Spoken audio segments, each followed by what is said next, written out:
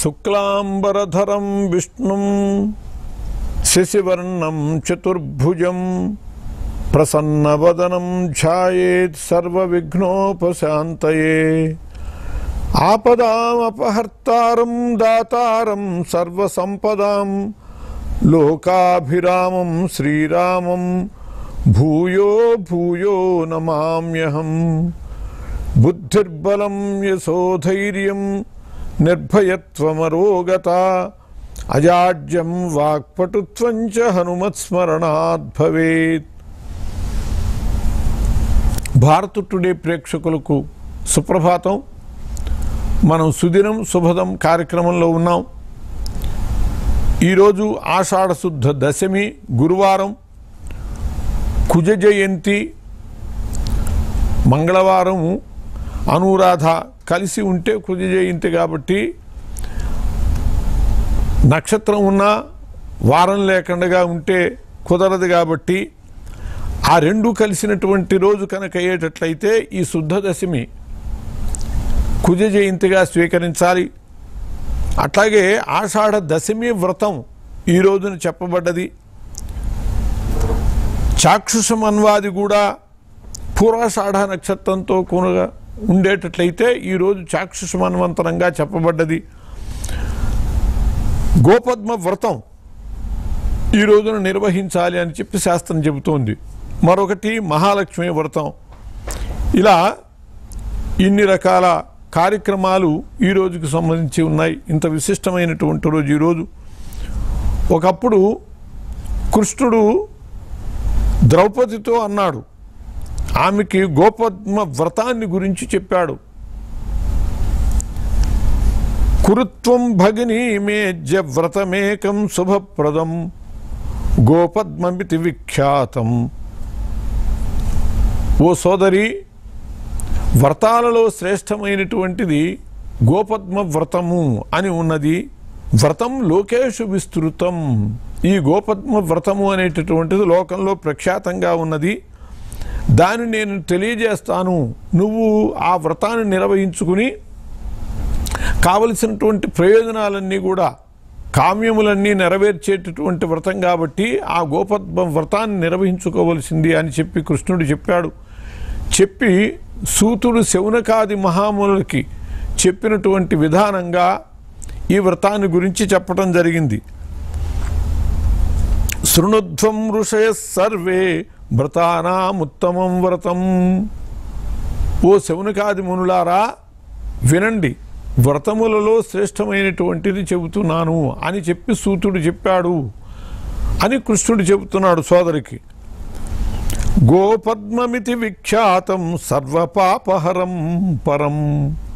ఆ వ్రతము పేరు గో పద్మవ్రతము. దీని యొక్క ఫలితం ఏమిటంటే సర్వపాపహరం పరం.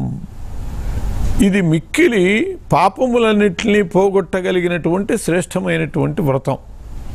ఈ గోపద్మ వ్రతం చేస్తే సమస్తములైనటువంటి పాపాలు పటాపంచలైపోతాయి. మనం పొందేటటువంటి కష్టాలన్నిటికీ నష్టాలన్నిటికీ కారణం మన పాపాలే కాబట్టి ఆ పాపాలు తొలగిపోతే మనం సమస్త శుభ ప్రయోజనాల్ని పొందగలుగుతాం. కాబట్టి అట్లా పాపహరమైనటువంటి గోపద్మ వ్రతాన్ని శ్రీకృష్ణ పరమాత్మ సూచించాడు. దాన్ని శౌనకాది మహాములకు సూతుడు కూడా తెలియజేశాడు. సర్వ దుఃఖోపశమనం. అంతేకాదు ఆ గోపద్మ వ్రతము సర్వ దుఃఖోపశమనము, సమస్తములైనటువంటి దుఃఖములను పోగొట్టేటటువంటిది. పాండవులు అనేక రకములైనటువంటి దుఃఖములు అనుభవించారు. వాటిలన్నిటి నుంచి కూడా బయటపడవేయగలది అనేటటువంటి ఉద్దేశంతో ఈ గోపద్మ వ్రతం చెప్పాడు. సర్వ సంపత్ప్రదాయకం. సమస్తములైనటువంటి సంపదలను చేకూర్చగలిగినటువంటిది ఈ వ్రతం. యమస్య దండనం యస్మాత్ దూరీకృతమనుత్తమం. ఇంకా విశేషం ఏమిటంటే, ఎవరికైతే యమస్య దండనం, దేనివల్ల అయితే యముని యొక్క దండనము జరుగుతూ ఉన్నదో, అంటే ఏ పాపం వల్ల యమదండనం జరుగుతూ ఉంటుందో, యమలోకానికి ఎందుకు వెళతాం? పుణ్యాలు చేసి ఉంటే ఉత్తమ గతులకు వెళతాం, ఉత్తర గతులకు వెళతాం, పుణ్యలోకాలకు వెళతాం. యమలోకానికి వెళ్ళాము అంటే ఏవో పాపాలు చేస్తేనే వెళతాం. అలా యమలోకానికి వెళ్ళటానికి కారణమైనటువంటివి ఏవైతే ఉన్నాయో దూరీకృతం అనుత్తమం, అటువంటి పాపాలన్నింటినీ కూడా దూరం చేస్తుంది. అంటే ఈ వ్రతం చేస్తే యమలోకానికి వెళ్ళేటటువంటి అవసరం ఉండదు. అలాంటి పరిస్థితి ఈ వ్రతం వల్ల చేకూరుతుంది అని చెప్పాడు. సువాసిన్యాస్తు సౌభాగ్యం పుత్ర పౌత్ర వివర్ధనం. సువాసినులైనటువంటి వాళ్ళకైతే ఇది సౌభాగ్యప్రదమైనటువంటిది, మంగళప్రదమైనది. భర్తలు ఆయుర్దాయంతో నిండా నూరేళ్లు బ్రతుకుతారు. దానివల్ల వీళ్ళకి పసుపు కుంకుమలు నిండా నూరేళ్లు ఉంటాయి. కాబట్టి అటువంటి సౌభాగ్యప్రదమైనటువంటిది ఆడవాళ్ళకి. అట్లాగే పుత్రపౌత్ర ఫలప్రదము, పుత్రులని పౌత్రుల్ని కూడా ఇచ్చేటటువంటిది. దశమి నాడు శుచిగా స్నానం చేయాలి. స్నానం చేసి ఈ కార్యక్రమాన్ని సంకల్పించాలి. సంకల్పించాక ఏకాదశి నాడు దానికి కావలసినటువంటి ఏర్పాట్లన్నీ చేసుకున్నాక ఏకాదశి నాడు మళ్ళీ గోష్ఠేచ శుద్ధ గోస్థానే గోమయేన విలిప్యచ. గోస్థంలో అంటే ఆవుల్ని కట్టేసేటటువంటి చోట గోవుల చేత పవిత్రమైనటువంటి స్థలం గోష్ఠం. ఆ గోష్ఠేచ గోశాలలో శుద్ధ గోస్థానే పవిత్రమైనటువంటి ఆ గోస్థానంలో గోమయేన విలిప్యచ. గోమయం అంటే ఆవు పేడతో చక్కగా విలేపనం చేయాలి, ఆవు పేడతో అలకాలి ఆ ప్రదేశం. త్రయస్త్రింశ్చ పద్మాని కారయేద్వ్రీహిపిష్టకై. వ్రీహిపిష్టకై ఆ బియ్యపిండితో పద్మాలు వేయాలి. ఎన్ని? త్రయస్త్రింశ్చ పద్మాని 33 పద్మాలు పిండితో అక్కడ ఆ అలికినటువంటి ప్రదేశంలో వెయ్యాలి. శోభయేత్ పంచవర్ణైశ్చ గంధపుష్పై ప్రపూజయేత్.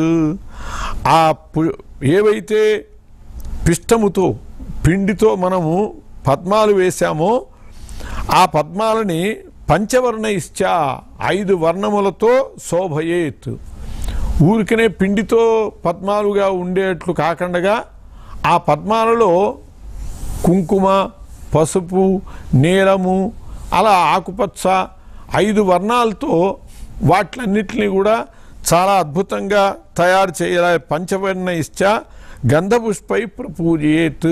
అనంతరము ఈ గోపద్మములను గంధ పుష్పములతో, గంధము, పుష్పము, ధూపము, దీపము, నైవేద్యం, లఘు పూజ, అట్లా ఈ పంచపూజలు చేయాలి.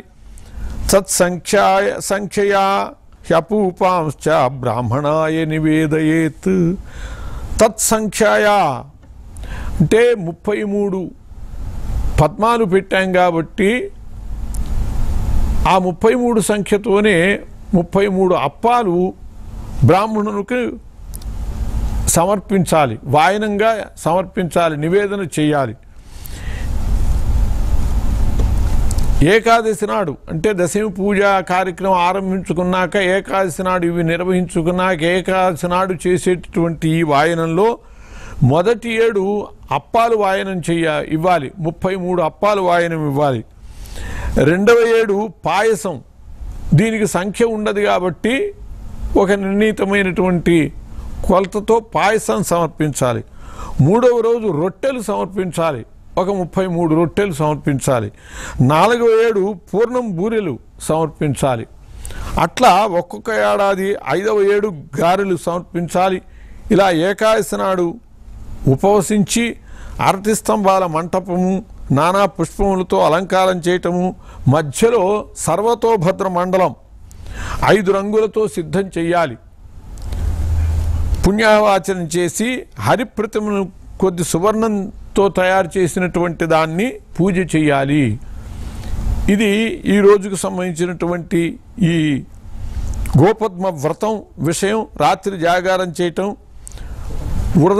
ఉదయం మళ్ళీ ద్వాదశి నాడు కూడా తిలాజ్య సమిద్రవ్యాలు హోమం చేయాలి. నువ్వులు, సమిధులు వాటితో హోమం చేసి పూర్తి చేసేటట్లయితే అనంతరం ఆచార్యునికి సమర్పణ చేసి భోజనం చేస్తే శ్రీకృష్ణ పరమాత్మ చెప్పినట్లుగా సమస్తములైనటువంటి పాపాల నుంచి బయటపడి సుఖాలు పొందుతారు. స్వస్తి.